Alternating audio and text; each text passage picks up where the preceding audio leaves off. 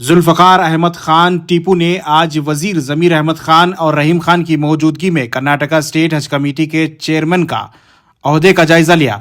ज़मीर अहमद खान ने जुल्फ़कार अली टीपू को नेक तमन्नाओं के साथ मुबारकबादी पेश की। साथ ही रहीम खान भी मौजूद रहे और आने वाले दिनों में आज़मीन की सहूलियात फराहम करने पर तवज्जो देने का यकीन दिलाया। हज भवन में मुनक्किदा इस तकरीब में हज के वॉलंटियर्स और खुद्दामुल हुज्जाज के जिम्मेदारान तमाम अहम लोग शामिल रहे। इस मौके पर कर्नाटका स्टेट हज कमेटी के एग्जीक्यूटिव ऑफिसर सरफराज खान भी मौजूद रहे।